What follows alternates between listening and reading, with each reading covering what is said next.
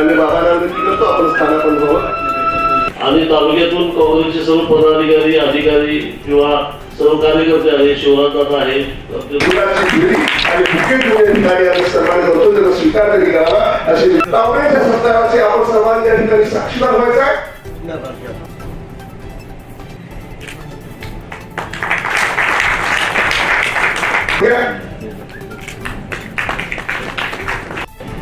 वर्तमानपत्र आणि त्या काळचा प्रसार माध्यम मीडिया अत्यंत प्रभावी साधन होतं ब्रिटिशांच्या विरुद्ध लढण्याचं. पुढे मी सांगितल्याप्रमाणे लोकशाहीने आपल्याला भाषण स्वातंत्र्य दिलं, त्यातून प्रसार माध्यमाचं स्वातंत्र्य पर्यायानं आलं. आणि मग पहिली काही वर्ष प्रसार माध्यम हे अगदी खुलेपणानं अगदी खऱ्या अर्थानं स्वायत्तपणानं काम करत होती. रेव्हेन्यू मॉडेल म्हणजे ज्याला आर्थिक विषय होता तोही त्यांचा बऱ्यापैकी जमत होता, कारण लोक विकत घ्यायचे वर्तमानपत्र, दुसरं काही साधनच नव्हतं. तर वर्तमानपत्र विकत घ्यायचे, न्यूजपेपरवर आपल्याला आयात कर आपण फार कमी केला होता, कागद स्वतः मिळावं म्हणून अनेक सवलती दिल्या. मग हळूहळू जाहिराती सुरू झाल्या, त्यातून झालं. आता काय झालंय की एका बाजूला हे गणित काय जमाना झालं, आपल्या कंपनी विरुद्ध काही लिहिलं गेलं नाही पाहिजे, आपल्या विरोधकांच्यावर टीका आली पाहिजे, असं त्यातून मग एक कमिटेड जर्नलिझमचा भाग सुरू झाला. की जे मालक मोठ्या मोठ्या कंपन्या होत्या त्यांनी आपल्या वृत्त समूहाचा उपयोग आपल्या वृत्त समूहाचा उपयोग आपल्या कॉर्पोरेट सेक्टरला, आपल्या कंपन्याची, आपल्या उद्योगधंद्याची भरभराट वाढीकरता उपयोग करायला सुरुवात केली. आणि हे अंतर इतकं सटल होतं की कुणाला कळत नव्हतं की हे जो आपण ही बातमी आहे त्यामध्ये काय छुपलेलं आहे.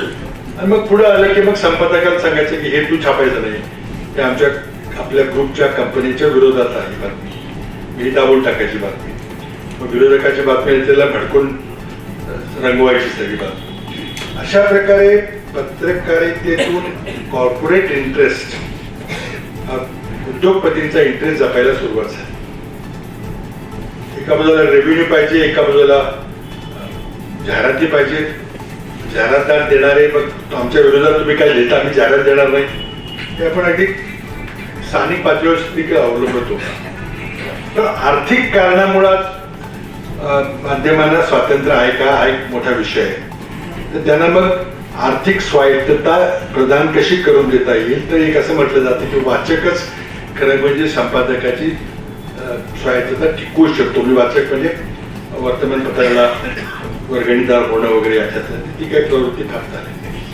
म्हणून मग मोठ्या मोठ्या उद्योगपतींच्या दावणीला सगळी प्रसार माध्यमं आज बांधली गेलेली दिसत आहे. आणि त्यामुळे मग आपल्याला खरंच इंडिपेंडंट निर्भीड अशी पत्रकारिता आपल्याला मिळते का, हा खरं आव्हान आहे. आणि दुसरी पैलू म्हणजे सरकारने त्याचा जर गैरवापर करायचा ठरवला की सरकारच्या विरोधामध्ये एकही बातमी येता कामा नये, त्या सरकारच्या कार्यक्रमाची जाहिरात प्रसिद्धीच तुम्ही कळत न कळत केली पाहिजे, तरच तुम्हाला सरकारी जाहिराती मिळतील. किंवा मोठ्या उद्योगपतींना देखील सांगितलं जाईल की तुम्ही असे वर्तमानपत्र आहे ते आमच्या विरोधात जर असं आहे तर त्याला तुम्ही बिलकुल मदत करायची, मग तिथल्या जाहिराती संपल्या. आणि म्हणजे त्याची व्यावहारिकता किंवा आर्थिक त्याचं स्वायत्तता नष्ट करून टाकायची, म्हणजे मग त्याला स्वातंत्र्य आवाज संपून जाईल.